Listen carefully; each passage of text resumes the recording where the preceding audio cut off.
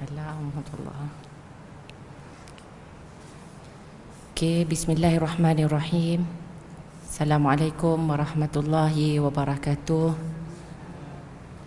Alhamdulillah, nahmaduhu wa nasta'inuhu wa nastaghfiruh wa na'udzu billahi min syururi anfusina wa min sayyiati a'malina.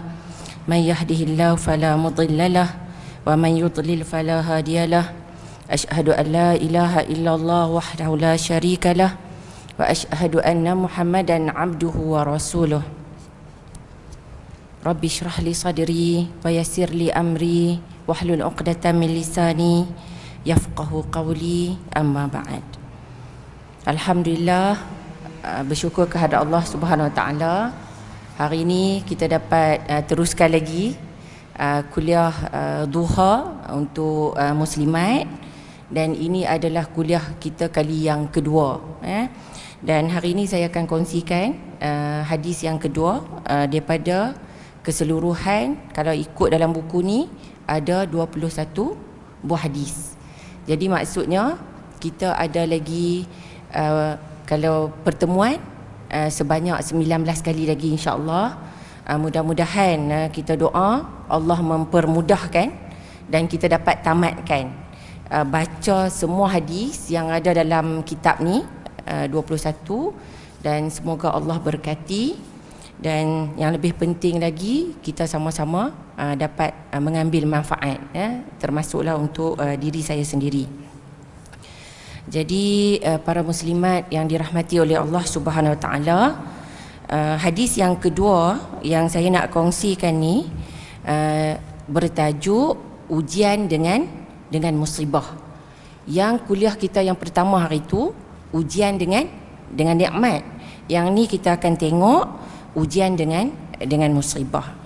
Jadi hadisnya saya akan bacakan ialah hadis yang berbunyi, an Abi Hurairah anna Rasulullah sallallahu alaihi wasallam qala yaqulullahu ta'ala ma li 'abdi al-mu'min indi jazaa'un idza qabattu safiyahu min ahli dunya thumma ihtasabahu illa al-jannah. Ini matan hadis, dan hadis ini bermaksud daripada Abu Hurairah bahawa Rasulullah sallallahu alaihi wasallam bersabda, Allah Subhanahu wa taala berfirman, tidak ada balasan di sisiku bagi hamba-Ku yang beriman apabila aku mematikan orang yang dikasihinya di dunia, kemudian dia mengharapkan keredaan Allah, kecuali dia akan diberikan memperolehi syurga. Jadi maksudnya kat sini, selepas ini saya akan kongsikan tentang maksud hadis ni dan juga pengajaran yang dapat kita ambil daripada hadis ni.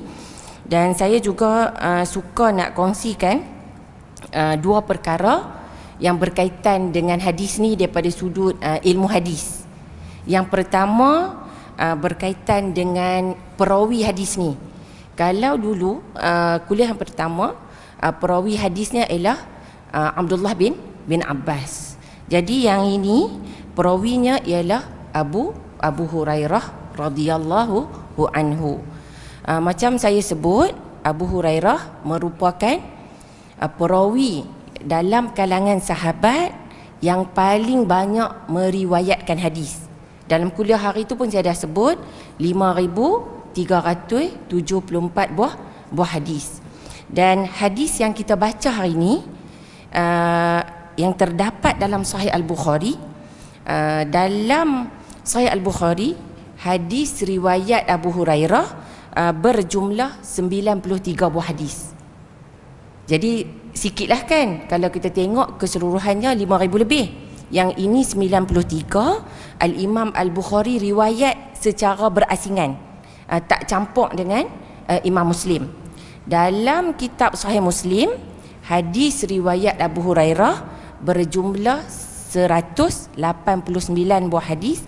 Yang Imam Muslim riwayat sendiri sahaja secara berasingan, tak campur dengan riwayat oleh Al-Imam Al-Bukhari. Jadi jumlah keseluruhan hadis riwayat Abu Hurairah yang ada dalam kitab Sahih Al-Bukhari, yang ada dalam kitab Sahih Muslim, yang ulama hadis sebut sebagai As-Sahihain, dua buah kitab yang sahih, berjumlah 325 buah hadis. Ini baru 300, mana lagi baki yang sampai kepada jumlah 5,374 buah hadis. Dan kalau kita tengok kepada sebuah lagi kitab hadis, Musnad Imam Ahmad, ini pun kitab hadis yang ada banyak hadis, ada beberapa jilid. Jumlah hadis dia ada letakkan di bawah hadis dalam Musnad Ahmad.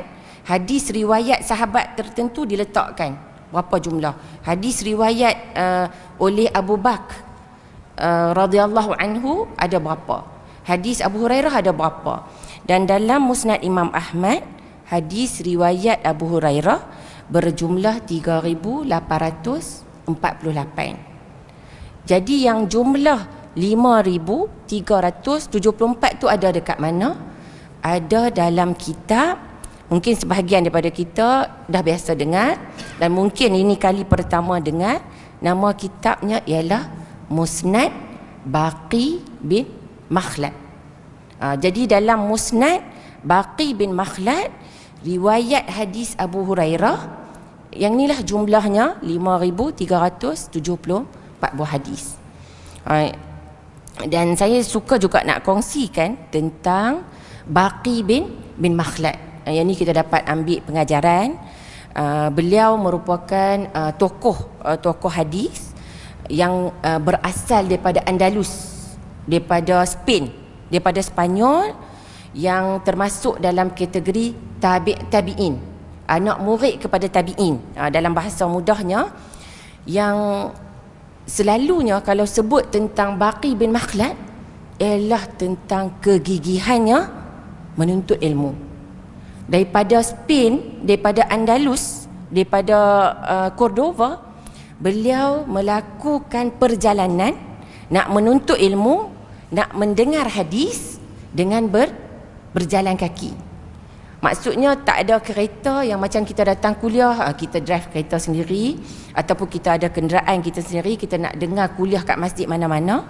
Tetapi inilah kegigihan yang ditunjukkan oleh tokoh hadis terdahulu dalam nak mendengar hadis-hadis yang disandarkan kepada Nabi SAW.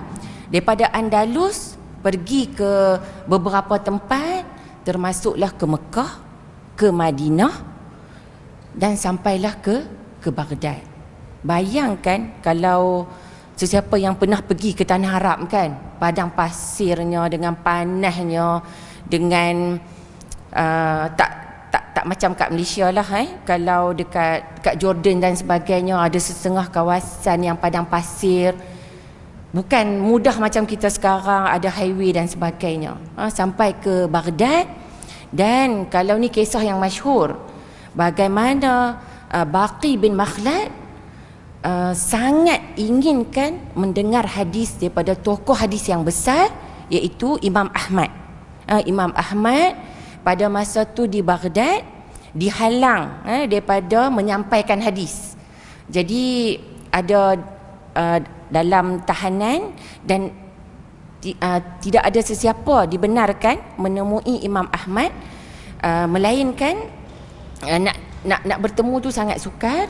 Dan apabila Baqi bin Makhlad nak juga mendengar hadis daripada tokoh besar, daripada Imam Ahmad, caranya ialah beliau buat macam mana?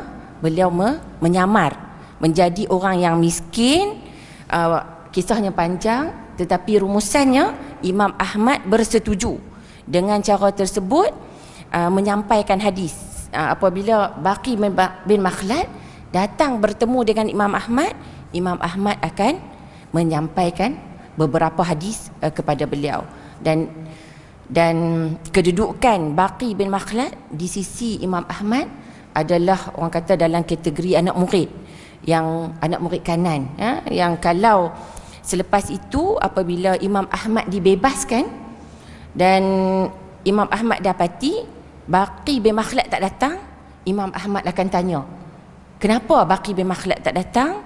Beliau tak sihat dan sebagainya. Imam Ahmad akan menziarahi. Ini daripada aspek kegigihan nak menuntut ilmu. Kalau nak banding dengan kita, betapa jauh bezanya, betapa kerdilnya diri kita nak menuntut ilmu dengan sebab kemahuan kita sendiri, kan? Selalu kita menuntut ilmu kadang dengan kita ada faktor-faktor kita sendiri. Ini dalam sudut keikhlasan nak menuntut ilmu. Itu satu perkara. Dan satu perkara lagi yang saya nak kongsikan yang berkaitan dengan hadis ini. Hadis ni berbeza dengan hadis yang sebelum ni yang riwayat oleh Ibn Abbas. Hadis tersebut berbunyi berbeza daripada sudut hadis yang pertama tu hadis an Ibni Abbas radhiyallahu anhuma qala Rasulullah sallallahu alaihi wasallam qala an-nabiy sallallahu alaihi wasallam ni'matani maghbunun fihima kathirun minan nas as-sihat wal faragh. Jadi bezanya, kalau kita mungkin kita tak tengok hadis ni, kita tak nampak, tetapi perbezaan hadis ni dengan hadis yang pertama, hadis ni adalah dalam kategori hadis qudsi. Biasa dengar tak hadis qudsi? Hadis qudsi, macam mana kita nak tahu hadis ni adalah hadis qudsi? Dalam hadis ni ada dua ungkapan yang menunjukkan bahawa ia adalah hadis qudsi yang sahih. Yang pertama ialah anna Rasulullah sallallahu alaihi wasallam qala yaqulullahu ta'ala. Jadi kat sini Nabi sallallahu alaihi wasallam bersabda, Allah Subhanahu wa taala berfirman. Dalam hadis yang sebelum ni tidak ada lafaz Allah Subhanahu wa taala berfirman. Ini salah satu tanda yang menunjukkan bahawa ini adalah hadis qudsi. Dan satu lagi lafaz ialah lafaz ma li abdi al-mu'min, tidaklah bagi hambaku. Jadi hambaku, Nabi tidak akan ucapkan ungkapan nak menunjukkan hamba, melainkan ungkapan ini diucapkan oleh Allah Subhanahu wa taala. Kalaulah saya bawa sikit tentang maksud hadis qudsi, dia ada beberapa takrifan, tetapi ulama berbeza pandangan. Kita boleh pecah kepada dua pandangan. Antaranya ulama yang menyatakan hadis qudsi ni lafaz hadis ni dan juga makna hadis ni kedua-duanya adalah daripada Allah Subhanahu wa taala. Ini antaranya adalah pandangan oleh Al-Jurjani dalam kitabnya At-Ta'rifat. Tetapi ada juga ulama hadis yang takrifkan hadis qudsi sebagai maknanya sahaja daripada Allah Subhanahu wa taala, tetapi lafaznya adalah daripada Nabi Muhammad sallallahu alaihi wasallam. Tapi dia ada perbahasan yang panjang lah. Ada ulama ni dia ada pilih pandangan ni dan sebagainya. Tetapi yang mudahnya kita faham hadis qudsi ialah hadis yang Nabi sallallahu alaihi wasallam sandarkan kepada Allah Subhanahu wa taala. Yang tu kita faham. Dan lagi satu, kalau kita ikut kepada hadis ni yang menunjukkan ma li abdi al-mu'min, sebab kalaulah hadis ni datang daripada Nabi sallallahu alaihi wasallam, apa yang disebut Nabi tidak akan menggunakan lafaz ini, dan Nabi akan menggunakan lafaz al-abdu al-mu'min, hamba yang mukmin. Jadi saya buat sedikit carian Dan saya kongsikan juga kat sini, ada hadis yang Nabi sabdakan, Nabi ucapkan yang ada lafaz al-abdu al-mu'min. Dan saya kongsi kat sini sebab hadis yang kita kongsi ni adalah berkaitan dengan kematian, dan hadis yang lafaz ada lafaz al-abdu al-mu'min pun dia ada kaitan juga dengan kematian. Mudah-mudahan kita dapat mengambil ibrah pengajaran daripada hadis ini. Hadis ini juga adalah hadis riwayat oleh Al-Imam Al-Bukhari. Hadis yang pada satu hari ada jenazah yang melepasi Nabi SAW. Ada jenazah yang melintas melepasi Nabi SAW. Dan Nabi SAW mengucapkan mustarihun wa mustarahun minhu. Dan sahabat bertanya, qalu ya Rasulullah mal mustarihu wal mustarahu minhu? Qala al-abdu al-mu'min yastarihu min nasabid dunya wa adha'aha ila rahmatillah, wal abdu al fajir yastarihu minhu al ibadu wal biladu wasyajar wad dawab. Jadi hadis ini bermaksud apabila jenazah tu melepasi Nabi, Nabi mengucapkan kata-kata mustarihun wal mustarahun minhu. Jadi sahabat tak faham, sahabat bertanya kepada Nabi maksud ungkapan ni. Jadi Nabi berkata, hamba yang mukmin dia akan berehat daripada keletihan dunia dan juga kesakitan dunia menuju kepada rahmat Allah Subhanahu Wa Taala. Jadi kalaulah seseorang tu dia meninggal dalam keadaan beriman, dia mukmin, dalam keadaan dia mukmin, maksudnya dia berehat. Itu bila dia meninggal, itu adalah rehat yang sebenar bagi dia. Jadi dia tidak lagi berhadapan dengan orang kata apa, keperitan dunia dan juga kesakitan dunia. Ujian-ujian yang dia hadapi, kesakitan yang dia tanggung sudah berakhir, dengan syarat dia meninggal dalam keadaan beriman kepada Allah. Dan manakala al-abdu al-fajir, hamba yang fajir. Fajir ni maksudnya ada ulama kata hamba yang orang yang kafir. Dan ada juga ulama hadis kata al-abdu al-fajir ni termasuk juga orang Islam yang kerap melakukan maksiat dengan banyak, melakukan dosa maksiat dengan banyak. Jadi maksud kat sini, apabila orang yang banyak melakukan maksiat ataupun orang kafir, apabila dia meninggal, orang lain akan rehat. Orang lain tidak akan lagi terkesan dengan perbuatan yang dia lakukan. Orang lain akan rasa lega dengan kematian dia. Orang lain tak akan rasa dia ada buat zalim kat orang, dia ada buat sesuatu perkara yang tidak disukai. Jadi kematian dia tu orang kata lega. Dia mati tu satu kelegaan kepada orang lain. Dan bukan hanya kepada orang lain, yang rasa rehat tu juga perbuatan dia kepada negara dia, kepada negeri dia. Begitu juga kepada pokok-pokok. Dan boleh jadi dia ada melakukan perkara-perkara yang boleh membinasakan tanam-tanaman, dan juga kepada binatang-binatang. Dia buat zalim kepada binatang dan sebagainya. Jadi kat sini kita dapat ambil pengajaran, sama ada kematian kita ni merupakan rehat kita yang sebenar di alam kubur nanti. Kita tidak lagi, ini adalah jaminan yang Allah berikan kepada orang yang mukmin yang melakukan kebaikan-kebaikan yang sebagaimana Allah perintahkan.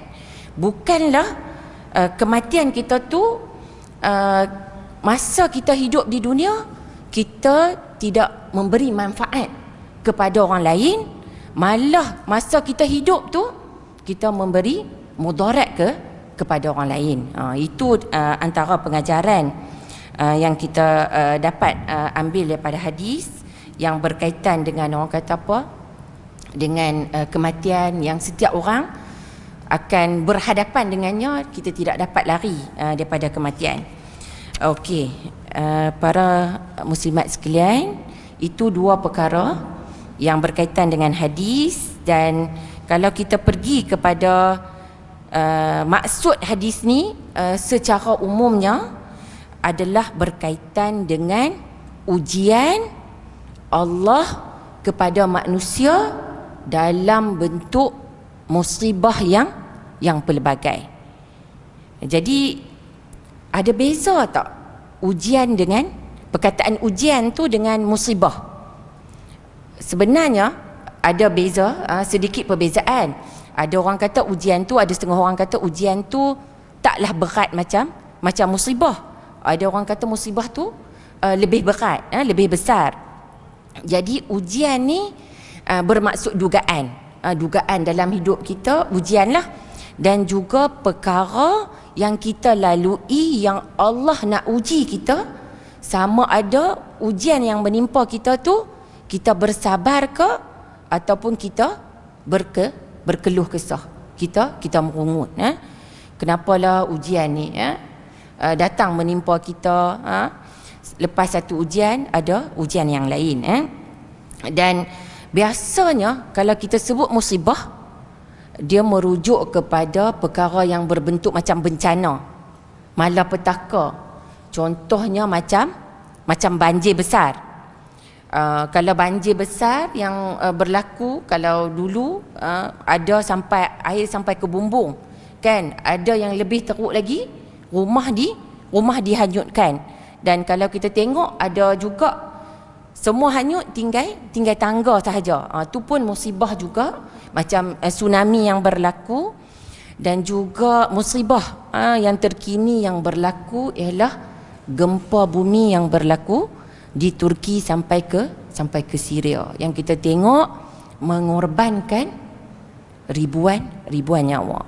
Dan kita kata kalau musibah ni pun juga boleh berbentuk kecelakaan. Kecelakaan ni macam mana maksudnya? Kita boleh kata aksiden, kan? Aksiden, kadang-kadang aksiden tu taklah orang kata teruk sangat. Ada aksiden yang melibatkan bas jatuh dalam gaung, ada aksiden yang melibatkan kapal terbang terhempas dan sebagainya. Yang ni kita boleh kata sebagai musibah. Dan biasanya kalau kita sebut musibah, kita nampak dengan pandangan yang satu benda yang tak bagus, yang negatif. Dan hakikatnya bukanlah semua musibah itu, bukanlah keseluruhannya buruk. Nanti kita akan kongsikan bagaimana Nabi menggambarkan musibah itu dan bagaimana kita nak berhadapan dengan musibah supaya kita termasuk dalam kategori orang yang bila kita ditimpa musibah, kita boleh menghadapi musibah itu dengan baik. Okey. Jadi poin yang pertama yang kita dapat keluarkan daripada hadis ini, yang pertama tentang musibah, kita memang tidak dapat lari daripada musibah yang Allah dah tetapkan ke atas kita. Yang ni yang dah berlaku, maksudnya yang tu yang menimpa kita, Allah dah tetapkan ke atas kita.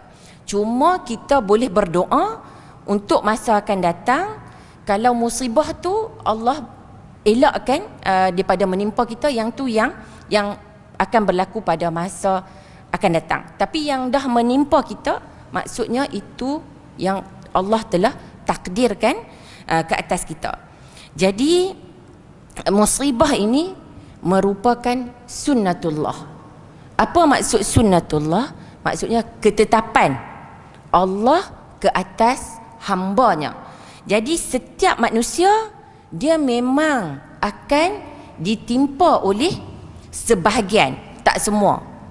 Ada orang ditimpa oleh banyak jenis musibah, dan ada orang mungkin dia ditimpa sebahagian daripada musibah ini.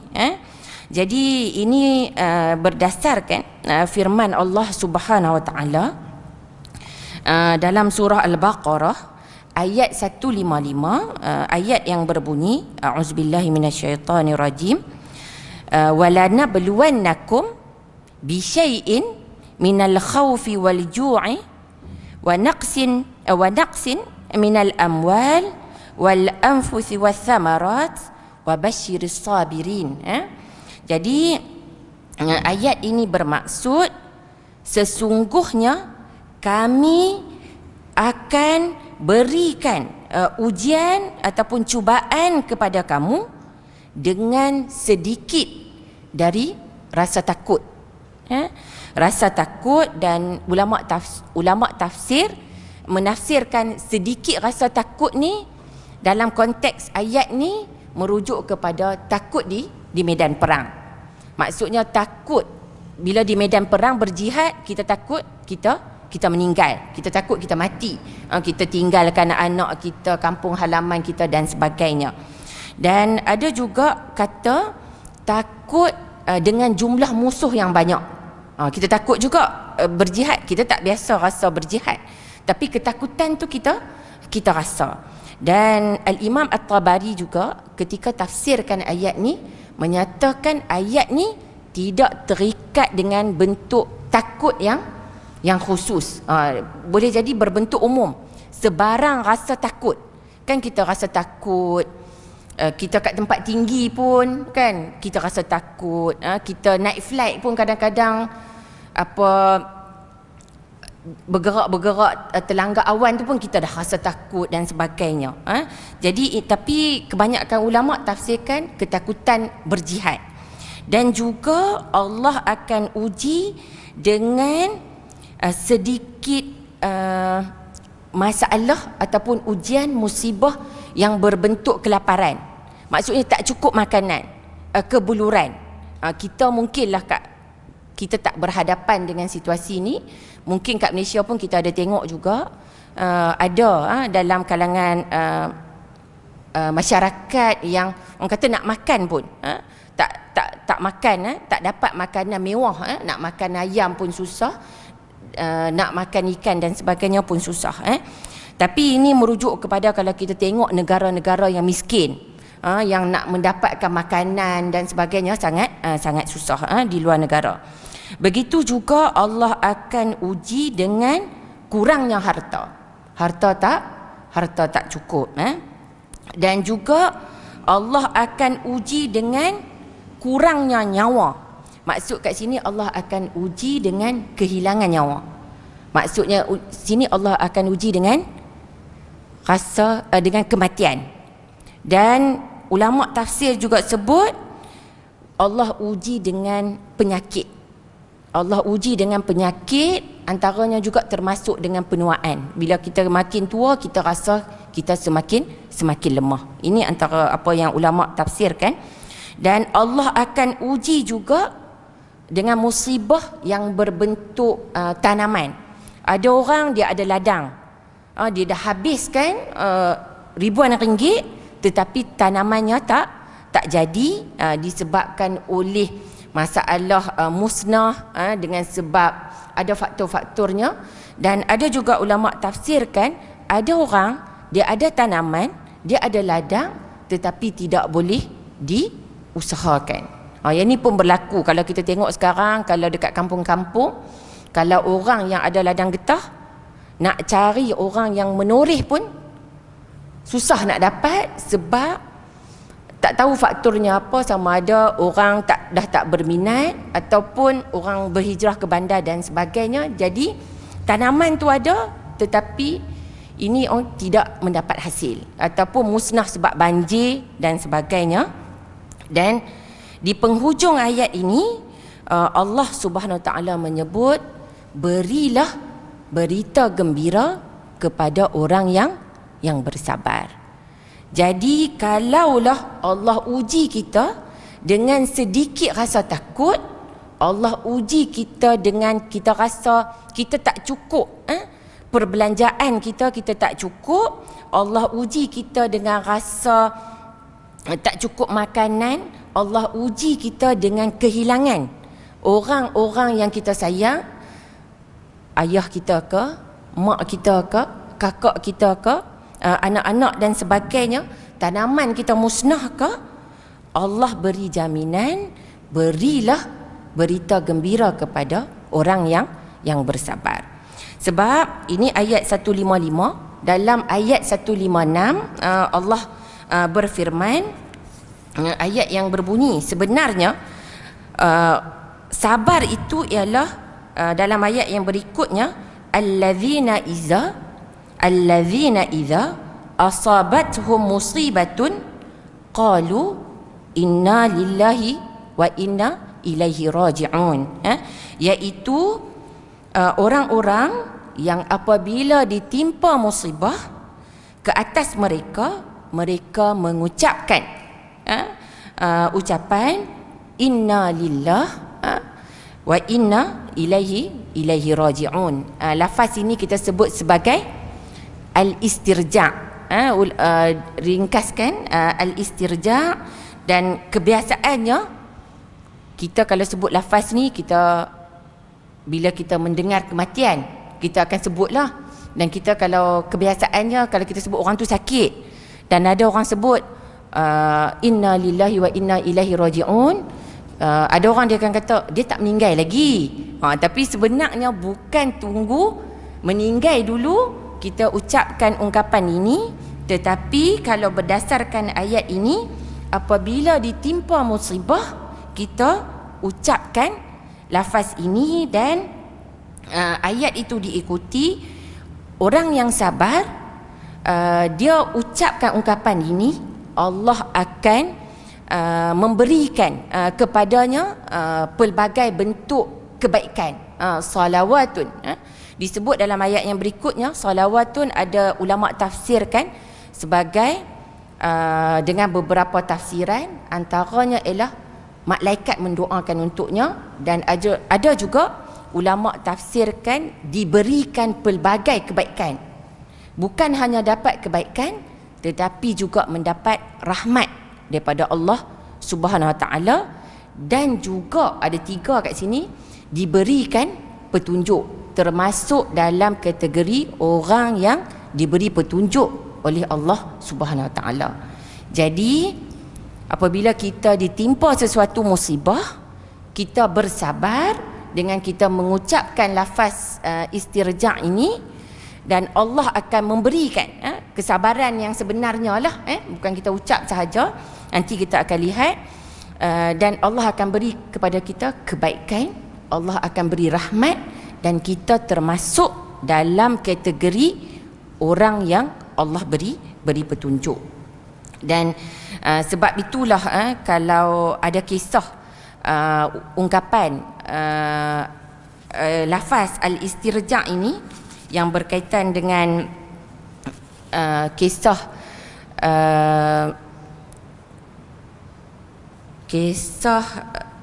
yang diucapkan oleh yang diucapkan oleh Ummu Salamah. Yang diucapkan oleh Ummu Salamah ni doa yang masyhur, yang diucapkan oleh Ummu Salamah ketika sebelum kematian suaminya yang bernama Abu Salamah. Abu Salamah pernah menyampaikan hadis yang mengandungi doa daripada Nabi SAW, iaitu doa inilah, inna lillahi wa inna ilaihi raji'un. Namun dia ada tambahan, Allahumma ajurni fi musibati wa akhlif li khairan minha. Jadi doa ni berbunyi, ya Allah, ya Tuhanku, berilah ganjaran pahala terhadap musibah yang menimpa aku, dan gantilah bagi aku dengan sesuatu yang lebih baik daripadanya. Dan hadis ini Ummu Salamah setelah mendengar hadis ini disampaikan, Ummu Salamah melazimi doa ini, dan Ummu Salamah terfikir selepas daripada kematian suaminya sangat baik, dia kata ada tak, macam mana dia nak jumpa suami yang lebih baik lagi daripada Abu Salamah.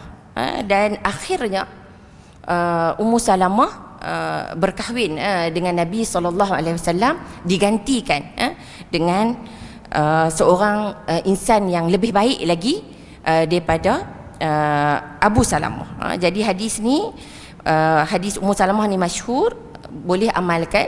Selain daripada inna lillahi wa inna ilaihi raji'un, kita boleh sambung Allahumma ajurni fi musibati wa akhlif li khairan minha. Yang ni kita boleh amalkan. Tak semestinya lah apa-apa musibah sahaja yang menimpa kita, kita mohon Allah beri pahala dan Allah ganti dengan sesuatu yang lebih baik. Ada juga beberapa hadis tapi yang dalam kategori yang daif, tapi yang saya nak kongsikan ialah asar. Asar ni maksudnya yang disandarkan kepada sahabat, yang berkaitan dengan riwayat oleh sahabat yang kita istilah sebagai mauquf. Ni mauquf maksudnya bukan daripada Nabi tetapi daripada sahabat. Ulama nilai sebagai dia tidak ada masalah daripada sudut sandaran tu, yang disandarkan kepada Abdullah bin Mas'ud. Dan Abdullah bin Mas'ud apabila ditimpa satu perkara yang kita nampak simple saja, katalah kasut tercabut dan sebagainya, tetapi mengucapkan ungkapan yang mengucapkan lafaz istirja' ini, dan sahabat bertanya, perkara macam ni pun diucapkan lafaz al-istirja', maksudnya kat sini benda yang kita rasa macam ringkas, macam tak ada apa sangat, tetapi kita boleh ucapkan kalau kita rasa benda tu Allah ganti dengan sesuatu yang lebih baik. Tak semestinya ditimpa musibah yang berat nak ucapkan benda ni. Kalau berdasarkan amalan para sahabat terdahulu, Abdullah bin Abbas dan sebagainya, boleh ucapkan lafaz al-istirja' ini. Okey. Kemudian kita pergi balik kepada poin yang sebenarnya, yang musibah ini Allah dah tetapkan ke atas kita. Selain daripada ayat Al-Quran dalam surah Al-Baqarah, ada juga ayat lain yang bermaksud, ini dalam surah Al-Baqarah juga ayat 124, ayat yang bermaksud, apakah kamu mengira kamu akan masuk syurga padahal belum datang kepada kamu ujian sebagaimana halnya orang-orang terdahulu sebelum kamu. Mereka ditimpa oleh petaka dan kesengsaraan dan digoncangkan dengan bermacam-macam ujian, sehinggalah berkata Rasul dan orang-orang yang beriman yang bersama dengan Rasul tersebut, bilakah akan datangnya pertolongan Allah? Dan ingatlah sesungguhnya pertolongan Allah itu amat dekat. Dan maksudnya, berdasarkan ayat ini, nak masuk syurga pasti akan melalui musibah-musibah ataupun ujian-ujian yang Allah dah tetapkan ke atas kita. Dan ujian ni bukan hanya menimpa kita, menimpa umat sebelum kita. Bermacam-macam ujian, bencana yang dilalui oleh mereka, dan mereka pun rasa bilalah pertolongan Allah tu nak datang, nak keluarkan daripada ujian ni. Dan kita rasa kadang bilalah ujian kita ni akan berakhir, akan tamat dan sebagainya. Dan dalam ayat ni disebut sesungguhnya pertolongan Allah itu amat dekat. Kita je rasa Allah tak tolong kita. Kita tak nampak pertolongan Allah kepada kita, dan kita pegang Allah bersama dengan kita selagi mana kita kita bersabar, kita redha dan kita dapat hadapi ujian dan musibah itu dengan baik, ya. Dan itu poin yang pertama. Maksudnya kita tak dapat lari daripada musibah. Poin yang kedua ialah musibah tu tidak semestinya sesuatu perkara yang berbentuk pembalasan. Bukan Allah nak balas. Dan juga bukanlah sesuatu perkara yang hina. Apabila ditimpa musibah, bukanlah bermaksud sesuatu perkara yang hina. Banyak poin, tapi yang saya nak kongsikan di sini ialah musibah tu, kalau kita nak pujuk hati kita, bila kita ditimpa musibah, kehilangan orang yang kita sayang, ataupun kita diuji dengan kehilangan. Ada orang duit dalam akaun dia tiba-tiba hilang. Ada orang ambil dan jumlah yang banyak, tak dapat balik jumlah tersebut, kita rasa rugi. Ditipu, tak dapat tunaikan umrah dan sebagainya, jumlah yang besar. Jadi apa yang kita boleh ambil ialah kita ingat musibah itu sebagai salah satu cara Allah nak bersihkan dosa kita. Jadi sebenarnya Allah Subhanahu Wa Taala pilih sebab setiap orang adalah orang yang melakukan dosa. Setiap anak Adam melakukan dosa, dan sebaik-baik orang yang melakukan dosa ialah orang yang bertaubat kepada Allah Subhanahu Wa Taala. Jadi sebab setiap daripada kita ni ada dosa, Allah pilih untuk azab seseorang manusia tu dengan sebab dosa dia tu di dunia, dan Allah tidak tangguh untuk azab di akhirat. Jadi sebab azab di dunia ni walaupun kita rasa macam besar, tapi nak dibandingkan dengan azab di akhirat jauh lebih besar.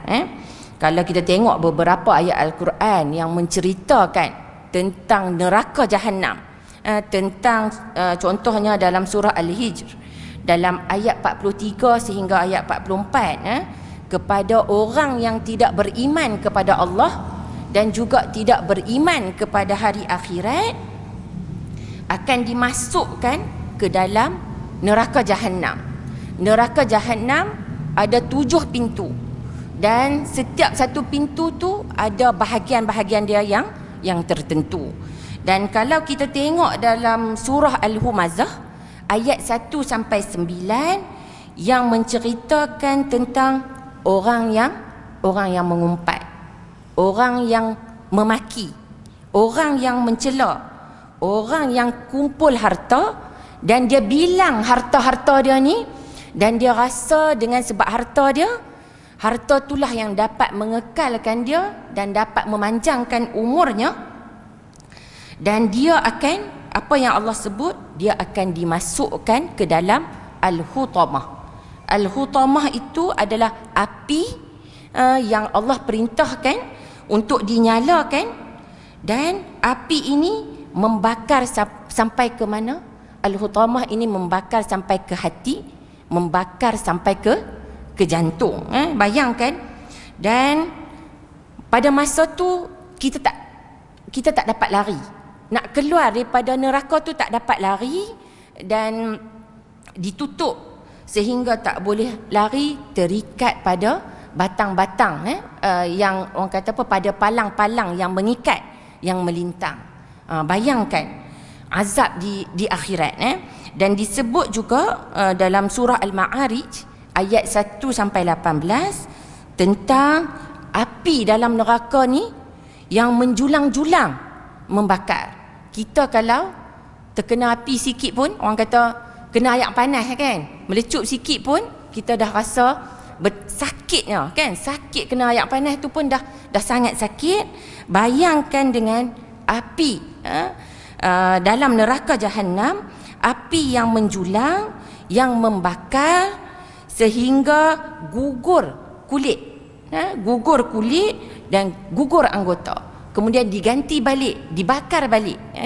Bayangkan jadi kita ingat musibah itu yang menimpa kita sebenarnya sebagai kifarat kepada dosa kita. Allah azab di dunia. Nah, ini berdasarkan kepada firman Allah dalam surah Al-Qalam ayat 33, ayat yang bermaksud demikianlah azab di dunia, dan sesungguhnya azab di akhirat itu lebih besar sekiranya kamu mengetahui. Kalau kita nak banding, kita rasa musibah yang menimpa kita tu dah sangat besar. Kalau nak banding dengan akhirat, jauh lebih besar. Dan kalau kita tengok kepada musibah yang dapat membersihkan dosa ni, sebenarnya ada banyak hadis. Antaranya ialah hadis dalam Jami' At-Tirmizi, hadis juga oleh riwayat Abu Hurairah radhiyallahu anhu. Hadis yang bermaksud musibah dan bala akan sentiasa menimpa orang mukmin, lelaki ataupun perempuan, sama ada pada dirinya ataupun pada anaknya ataupun pada hartanya, sehingga dia menemui Allah dalam keadaan tidak ada di atasnya sebarang kesalahan. Jadi maksudnya kat sini Allah timpakan sesuatu bala ke atas orang mukmin. Tak kiralah kita rasa ujian tu menimpa diri kita sendiri, kita ditimpa dengan musibah, kehilangan orang yang kita sayang, harta, kesakitan dengan penyakit dan sebagainya, ataupun ujian tu tak menimpa kita. Ada orang ujian tu menimpa anak-anaknya, diuji dengan anak yang sakit daripada kecil dan sebagainya, sampailah besar. Dan kadang-kadang diuji juga dengan akhlak anak yang menjadi ujian kepada kita, dan diuji juga pada hartanya. Dan semua ujian ni akan menimpa orang mukmin, lelaki dan perempuan, sehinggalah dia bertemu dengan Allah Subhanahu Wa Taala, tidak ada lagi sebarang kesalahan yang Allah akan azabnya pada hari akhirat. Dan juga ada hadis lain, hadis riwayat oleh Anas radhiyallahu anhu, hadis yang bermaksud apabila Allah mahukan kebaikan kepada hamba-hambanya, Allah akan mempercepatkan balasan kepadanya di dunia. Maksudnya kalaulah apabila Allah hendak beri kebaikan kepada hamba-hambanya, akan dipercepatkan balasan kepadanya di dunia. Jadi kita ingat sebenarnya tu Allah nak bagi kebaikan kepada kita kalau kita timpa musibah, dan Allah mengkehendaki kepada hambanya, kalau Allah mahukan kepada hambanya keburukan, Allah akan tahan balasan siksa terhadap dosanya di dunia, sehingga Allah menyempurnakan dosanya tu pada hari akhirat. Jadi maksudnya kita cuba faham, kalau Allah nak bagi kebaikan kepada kita, kita ditimpa musibah dengan kita diazab di dunia, berbanding kalaulah Allah nakkan keburukan kepada seseorang hamba, Allah akan tahan dan Allah akan azab pada hari akhirat. Jadi kita akan rasa lebih tenang. Sebenarnya kita kata Allah nak bagi kebaikan kepada kita, kita bersabar. Dan juga ada hadis daripada Abu Sa'id Al-Khudri dan juga oleh Abu Hurairah radhiyallahu anhuma, Nabi SAW bersabda, hadis yang berbunyi, hadis yang bermaksud, seorang Muslim tidak ditimpa sebarang keletihan dan tidak ditimpa kesakitan dan tidak ditimpa kesusahan, tidak ditimpa kedukaan, kepedihan mahupun kesedihan, sehinggalah sebatang duri yang menikamnya, kecuali Allah menghapuskan segala kesalahannya dengan sebab penderitaan tersebut. Jadi maksudnya bagi orang Muslim, kalaulah dia ditimpa dengan rasa letih, dia ditimpa dengan rasa letih, dia ditimpa dengan kesakitan, dia ditimpa dengan rasa susah, dia ditimpa dengan rasa sedih, dan dia ditimpa dengan rasa pedih dan juga dengan rasa sedih. Ini kesedihan ni digunakan beberapa lafaz yang berbeza. Kesedihan yang dah berlalu ke, yang akan berlaku ke, yang sedang dialami ke, hingga orang kata kalau duri yang kena cucuk kita, Allah akan menghapuskan segala kesalahannya dengan sebab penderitaan tersebut. Kita rasa sakit, Allah akan hapuskan kesalahan kita. Dan dalam hal ini memanglah kita tak nak, kalau boleh memang kita tak nak lah ditimpa rasa sakit dan sebagainya, melainkan antara salah satu caranya ialah kita boleh berdoa kepada Allah Subhanahu Wa Taala. Antara doanya ini terdapat dalam kitab Ibn Hibban, hadisnya sahih, dinilai sahih oleh Syekh Abdul Qadir Al-Arnaud. Yang ni mungkin sebahagian daripada kita dah hafal. Hadis doa yang berbunyi, Allahumma la sahla illa ma ja'altahu sahla wa anta taj'al al-huzna idza syi'ta sahla.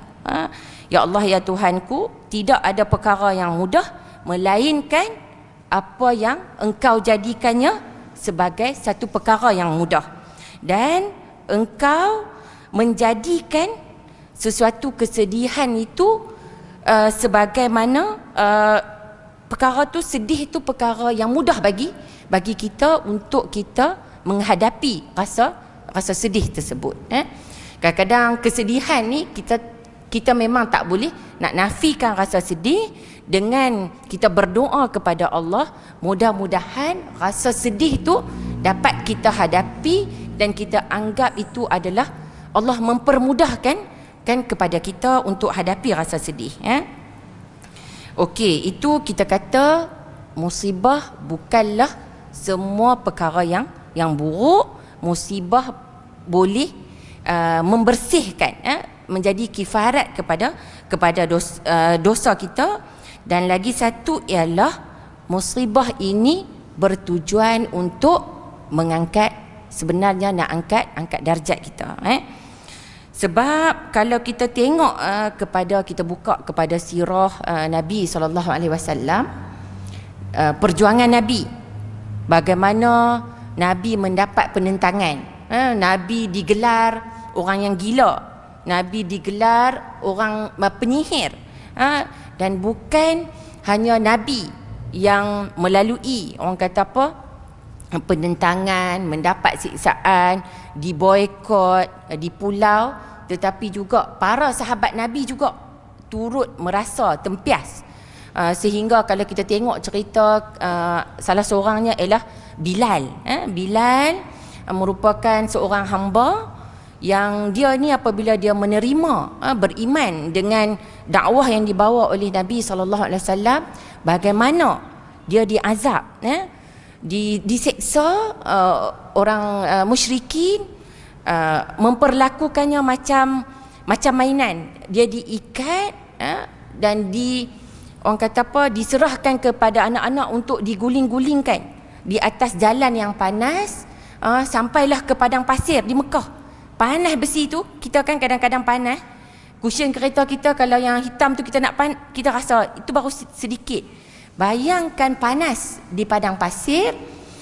Inilah yang dihadapi oleh para sahabat Nabi SAW, dan mereka tidak berputus asa, malah makin kuat keimanan mereka kepada dakwah yang dibawa oleh Nabi SAW. Begitu juga dengan Abdullah ibn Abbas yang membacakan Al-Quran dengan jelas, hingga dipukul, luka, tapi tidak juga orang kata meneruskan keimanan kepada Allah Subhanahu Wa Taala dengan beriman kepada apa yang disampaikan oleh Nabi. Jadi antara dalil yang menunjukkan bahawa dengan musibah itu Allah nak angkat darjat adalah hadis daripada Anas bin Malik radhiyallahu anhu, hadis yang berbunyi, sesungguhnya, ini pun hadis qudsi, Allah berfirman, apabila diuji hamba-hambaku dengan kehilangan dua orang cahaya matanya, lalu dia bersabar, maka dia digantikan keduanya dengan syurga. Jadi Allah nak angkat darjat, Allah nak beri ganjaran, Allah nak bagi syurga, tetapi syaratnya kena bersabar. Dan juga itu kita nampak musibah. Dan sebenarnya musibah ini juga, poin yang berikutnya, sebenarnya sebagai peringatan. Jadi bukannya, dia ada banyak bentuk. Musibah ini adalah rahsia Allah, dan antara rahsianya adalah peringatan dan amaran daripada Allah ketika berlaku kecuaian daripada kita dalam sesetengah urusan kita, bukan semua, dalam sesetengah urusan kita, supaya apa? Supaya manusia sedar dan kembali kepada Allah. Allah nak bagi peringatan supaya kita ni sempat lagi bertaubat kepada Allah Subhanahu Wa Taala. Ini berdasarkan firman Allah dalam surah Al-An'am ayat 42 hingga 43, ayat yang bermaksud, sesungguhnya kami telah mengutuskan rasul-rasul kepada umat yang terdahulu, yang sebelum kamu, kemudian kami siksa mereka dengan menimpakan kesengsaraan dan kemelaratan ke atas mereka, supaya mereka memohon kepada Allah dengan tunduk merendahkan diri. Maka mengapa mereka tidak memohon kepada Allah dengan tunduk dan rendah diri ketika datang siksaan kami kepada mereka? Bahkan hati mereka telah menjadi keras, dan syaitan pun menampakkan kepada mereka kebagusan apa yang selalu mereka kerjakan. Kalau kita nak faham daripada ayat ini, sebenarnya Allah timpakan sesuatu musibah dalam bentuk malapetaka, kesengsaraan dan juga musibah yang lain. Sebenarnya tujuannya ialah supaya kita minta kepada Allah dengan rasa rendah diri. Tetapi kalau orang tu dia tidak menyedari bahawa dia sebenarnya yang cuai, dia tidak akan rasa terkesan dengan musibah yang menimpa, dia tidak akan minta kepada Allah. Bahkan hati dia menjadi lebih keras. Dan mudah-mudahan kita termasuk, apabila kita ditimpa musibah, kita mohon kepada Allah, dan kita termasuk dalam kategori orang yang ada hati yang lembut. Dan juga sebenarnya musibah ini juga sebenarnya sebagai balasan siksa kepada orang yang Allah dah bagi peringatan, akan tetapi peringatan itu tidak diambil pengajaran oleh mereka, dan mereka tidak ubah sikap mereka. Ini berdasarkan kepada firman Allah dalam surah Al-An'am juga ayat 6, ayat yang berbunyi fa ahlaknahum bidzunubihim. Ayat yang berbunyi, kemudian kami akan binasakan mereka kerana dosa mereka sendiri. Begitu juga macam mana Allah musnahkan kepada dalam ayat Al-Quran yang berikutnya, Allah musnahkan Qarun yang sebelum ini yang buat kezaliman. Dengan sebab apa? Sebab sebagai pembalasan kepada orang-orang yang melakukan dosa. Dan juga ini ada lagi ayat Al-Quran, ayat yang bermaksud dalam surah Al-Isra ayat 16, ayat yang bermaksud, dan jika kami hendak binasakan sesuatu negeri, kami akan perintahkan orang-orang yang hidup mewah di negeri itu supaya mentaati Allah, tetapi mereka melakukan penderhakaan dalam negeri itu, maka sudah sepantasnya berlaku terhadap mereka ketentuan Allah, kemudian kami hancurkan negeri itu dengan sehancur-hancurnya. Jadi ini maksudnya musibah juga boleh jadi sebagai balasan siksaan kepada Allah, orang yang diberi peringatan tetapi tidak melihat, tidak mengambil iktibar daripada peringatan yang Allah berikan. Dan apa yang nak disebut di sini juga, itu poin yang banyak poin tadi. Yang ini poin yang berikutnya. Tadi tu musibah tu bukanlah nak menunjukkan ia adalah satu perkara yang hina. Jadi yang poin ini nak menunjukkan bahawa musibah itu bukanlah sesuatu perkara yang berbentuk kekufuran atau kefasikan seseorang. Bukanlah nak menunjukkan seorang tu tak bagus, seorang tu banyak melakukan dosa. Ini berdasarkan hadis riwayat oleh Al-Imam At-Tirmizi yang bermaksud hadis daripada Mus'ab bin Sa'din daripada ayahnya, hadis yang bermaksud Rasulullah sallallahu alaihi wasallam pernah ditanya tentang ujian, tentang musibah. Maksudnya, siapakah manusia yang paling berat menerima ujian? Sahabat tanya, siapakah manusia yang paling berat menerima ujian? Nabi SAW bersabda, para nabi. Jadi para nabi ni adalah golongan manusia yang paling berat menerima ujian. Jadi bukanlah orang yang menerima ujian tu menunjukkan bahawa dia tu orang yang melakukan dosa.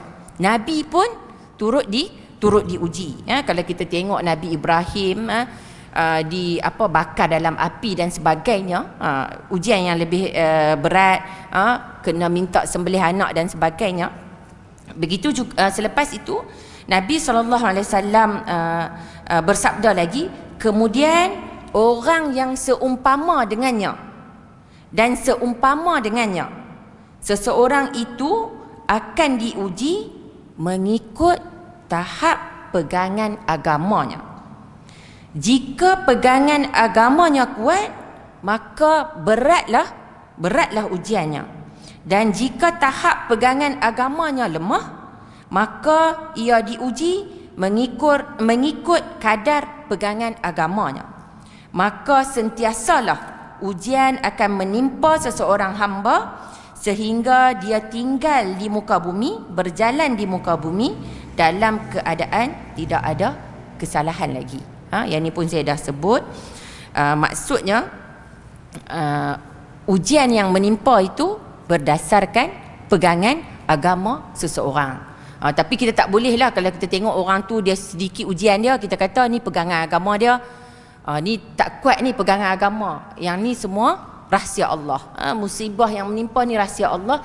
Bukanlah jadi kayu ukur kita nak pergi judge, nak pergi nilai orang lain pula. Kan? Kita nak kata ni mesti iman nipis, tak boleh lah, ujian sikit pun tak tahan, dan sebagainya. Okey, poin yang berikutnya, apa yang saya nak kongsikan, yang ini yang tahap yang lagi tinggi. Orang mukmin itu dia boleh tukarkan musibah yang menimpa dia menjadi nikmat. Macam mana kita nak faham ataupun kita nak hayati musibah kita tu boleh menjadi nikmat. Ini bukanlah orang kata teori semata-mata, tapi ini adalah jaminan yang diberikan oleh Allah Subhanahu Wa Taala sebagaimana yang disebut dalam hadis riwayat Muslim. Hadis yang bermaksud memang aneh keadaan seorang mukmin, segala urusan dia semua jadi baik. Tidak berlaku demikian kepada seorang pun kecuali kepada orang mukmin, ya. Ketika dia dikurniakan kesenangan, dia bersyukur. Maka yang demikian tu, kalaulah kita diberikan kesenangan oleh Allah Subhanahu Wa Taala, dia bersyukur, yang itu adalah lebih baik baginya. Dan jika dia ditimpa kesusahan, dia bersabar, yang demikian juga adalah baik baginya. Jadi maksudnya kita mungkin tak nampak Allah bagi, Allah nak musibah tu jadi sebagai nikmat kalau kita melihat dalam, orang kata kita tak nampak. Tapi kalau kita lihat ganjaran pahala yang Allah nak berikan kepada kita di akhirat, itu adalah orang kata apa, nikmat yang paling besar. Jadi maksudnya kat sini, antara poin yang berikutnya juga ialah biasanya kalaulah ditimpa musibah, biasanya kita akan hadapi beberapa situasi. Sama ada kita ni tak bersabar. Contoh yang diberikan, katalah Allah uji kita, kita tak cukup, duit kita nak belanja tak cukup.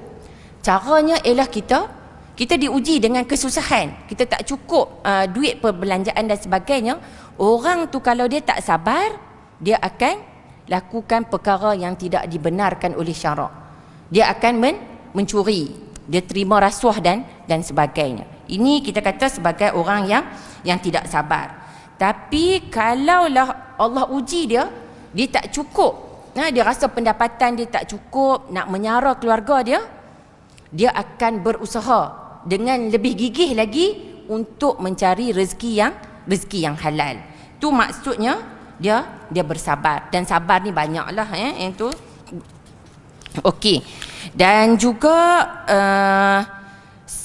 sebabnya banyak ganjaran bagi orang yang sabar. Yang sabar itu dalam, orang kata dalam surah Al-As yang kita sebut, yang Allah berfirman, demi masa sesungguhnya manusia itu dalam kerugian kecuali orang-orang yang beriman dan beramal soleh, dan mereka pula berpesan-pesan dengan kebenaran dan berpesan-pesan dengan kesabaran. Jadi mudah-mudahan kita termasuk dalam kategori orang yang sabar dan juga berpesan mengenai kesabaran. Dan juga lagi satu, tinggi lagi daripada sabar ialah tahap bila kita diuji, kita sabar dan kita redha. Redha ni dia lagi tinggi daripada itu. Ini berdasarkan kepada hadis. Ini apa yang saya nak kongsi ialah tentang hadis yang berkaitan dengan Ummu Sulaim, yang mungkin sebahagian kita dah biasa dengar. Ummu Sulaim yang diuji dengan kehilangan salah seorang daripada anaknya. Dan dalam Sahih Muslim disebut bahawa bila musibah itu, macam mana kita nak sampai kepada tahap redha. Biasanya kalau kita, kebiasaannya bila berhadapan dengan kematian orang yang kita sayang, anak kita, kan, anak ni kan, macam mana kita nak hadapi? Mestilah kita akan rasa sedih, kan? Kita rasa sedih, kita macam mana kita nak rawat kesedihan kita. Tapi ini kita ambil iktibar daripada peristiwa yang berlaku kepada Ummu Sulaim, yang kematian salah seorang daripada anaknya, melalui hadis yang diriwayatkan oleh Anas, yang menceritakan bahawa anak lelaki kepada Abu Talhah daripada ibunya Ummu Sulaim telah meninggal dunia. Ummu Sulaim kata kepada keluarganya, jangan kamu beritahu kepada Abu Talhah tentang kematian anaknya sehingga aku sendiri yang memberitahu kepada Abu Talhah. Maksudnya Ummu Sulaim kata orang lain jangan bagi tahu kepada suaminya tentang kematian anaknya, dia nak beritahu sendiri kepada suaminya. Dan setelah Abu Talhah balik, lalu Ummu Sulaim hidangkan makan malam.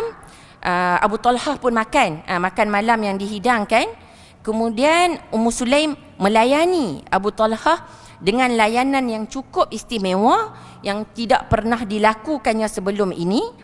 Dan setelah dilihat Abu Talhah dalam keadaan yang tenang, lalu Ummu Sulaim berkata, "Wahai Abu Talhah, apa pandanganmu sekiranya satu kaum itu memberi suatu pinjaman kepada satu keluarga, kemudian mereka meminta balik pinjaman tersebut? Apakah boleh yang meminjam tu menahan mereka daripada berbuat demikian?" Apa jawapan Abu Talhah? Tentulah tidak. Lantas Ummu Sulaim berkata, "Demikianlah keadaannya puteramu." Itu maksudnya pendekatan yang diambil oleh Ummu Sulaim, cara nak memaklumkan bahawa anaknya telah meninggal dunia. Kita bolehkah sampai kepada tahap orang kata bukan hanya bersabar tapi tenang, ambil pendekatan? Kalau kita kereta jadi tayar pancit sikit pun terus call, ataupun ada perkara tak sabar-sabar kita call. Kadang-kadang balik sampai ke rumah tak ada masuklah rumah lagi pun kita dah tak sabar-sabar nak bagi tahu. Jadi ini antara kaedah pendekatan yang boleh sama-sama kita ambil pengajaran. Jadi maksudnya kat sini redha dengan musibah yang menimpa sampai kepada tahap Ummu Sulaim, yang sampai kepada tahap menganggap bahawa anak yang dianugerahkan tu adalah pinjaman semata-mata kepada kita. Dan hatta bukan anak kita pun, diri kita sendiri pun adalah pinjaman yang Allah sekadar pinjaman. Jadi juga yang satu lagi ialah bukan hanya redha tetapi bersyukur. Tadi redha, tahap yang lagi tinggi ialah bersyukur sekiranya ditimpa oleh sesuatu bala. Yang ini ada satu kisah yang berkaitan dengan seorang wanita yang bernama Khansa, yang pada zaman jahiliah apabila seorang saudara lelaki yang meninggal dalam peperangan, dia menangis. Dia rasa macam tak boleh terima. Pada zaman jahiliah dia menangis, dia tak boleh terima. Tetapi apabila dia dapat berita tentang kematian 4 orang puteranya yang mati syahid dalam perang, apa yang dia ucap bila dia sampai berita anaknya mati syahid dalam perang? Dia kata, "Segala puji bagi Allah yang telah memuliakan aku dengan syahidnya mereka. Dan aku mengharapkan agar Tuhanku menghimpunkan aku dengan mereka di dalam rahmat-Nya." Sampai ke tahap maksudnya bersyukur dan berdoa agar Allah himpun pada hari akhirat nanti bersama-sama dengan anak yang meninggal dalam keadaan mati syahid. Ini antara pengajaran yang dapat kita ambil. Akhirnya kita pergi kepada banyaklah antara ganjarannya. Sebenarnya banyak faktor lah macam mana kita nak berhadapan dengan musibah itu. Kuncinya ialah kita bersabar, kita redha, dan tahap yang paling tinggi bersyukur apabila ditimpa sesuatu musibah. Tetapi syukur ni kena lihat juga kepada konteks. Tak bolehlah kalau kita kata nak bersyukur dalam konteks anak, kita dapat anak yang soleh, alhamdulillah. Tapi kita bersyukur dengan ketentuan yang anak tu kita kata anak yang kita diuji dengan akhlak yang kurang baik, kita kata yang tu kita kena bersyukur, tu musibah. Tak, dia kena ikut konteks musibah tu. Kita tak boleh faham secara, orang kata apa, secara umum macam tu. Kemudian yang itulah yang saya sebut, Allah akan bagi pahala dan kesabaran ke atas kita. Dan kita ingatlah, macam mana kita ditimpa susah pun, Allah bersama-sama dengan orang yang sabar. Innallaha ma'as sabirin, ya. Dan ingatlah, ini dalam ayat Al-Quran yang lain, sesungguhnya fa inna ma'al usri yusra, inna ma'al usri yusra. Lepas sesuatu kesusahan akan datangnya sesuatu kesenangan. Tak selama-lamanya ujian kita akan berakhir. Kalau kita tengok berapa banyak dah sebenarnya dulu satu perkara tu kita rasa sebagai musibah, tapi sebenarnya benda tu sebenarnya kita telah dapat lalui, ya. Jadi yang terakhir, saya rasa masa pun yang terakhir yang dapat kita kongsikan di sini ialah berkaitan dengan kematian, ya. Orang yang kita sayang, maksudnya kat sini ialah kita bersabar, kita redha dan kita bersyukur. Kalaulah orang tu dengan kematian tu dia redha sepenuhnya dan dia mengharapkan pembalasan daripada Allah, maka apa jaminan yang dia dapat? Allah beri jaminan dia akan dimasukkan ke dalam syurga. Tapi syarat dia kena redha. Tapi redha dan sabar. Tapi sabar ini hendaklah innamas as-sabru inda as-sadmatil ula. Maksudnya sabar tu pada ketika awal ditimpa. Masa awal ditimpa tu dah sabar. Bukanlah sabar tu setelah lama peristiwa tu berlalu barulah kita nak sabar. Tapi kebiasaannya lama baru kita akan sabar. Tapi sabar yang dikehendaki ialah apabila berlaku sesuatu musibah, masa awal-awal berlaku tu juga kita terus rasa sabar. Dan orang tu kalau ditimpa musibah, okey jugalah kalau dia ambil masa untuk sabar. Tapi sebaik saja ditimpa musibah, masa tu juga maksudnya dia dapat hadapi musibah tu dengan sabar. Tetapi kalau masa berlalu lama pun dia masih lagi tak sabar, yang tu lagi bermasalah. Dia tak dapat nak terima, dia tak dapat nak move on, dia tak dapat nak terima. Itu maksudnya lagi kena semak balik lah. Dan apa juga yang saya nak sebut, tapi yang nak masuk syurga, rumusannya daripada hadis, mestilah li abdi al-mu'min. Syaratnya nak masuk syurga kena dalam keadaan yang beriman kepada Allah dan mengharapkan keredaan daripada Allah Subhanahu Wa Taala. Saya rasa setakat itu saja perkongsian daripada saya berkaitan dengan hadis yang kedua. Mudah-mudahan banyak sangat, saya rasa poin pun banyak, tapi antara yang dapat kita ambil ialah kita cuba diri kita, macam mana kita nak melatih diri kita supaya kita termasuk dalam kategori orang yang bersabar apabila ditimpa sesuatu musibah, dan kita mohon musibah yang menimpa kita tu Allah beri ganjaran, dan ganjaran yang lebih baik kalau kita tak dapat di dunia, tak digantikan di dunia, Allah beri ganjaran di akhirat. Setakat itu sahaja. Wallahu a'lam. Assalamualaikum warahmatullahi wabarakatuh.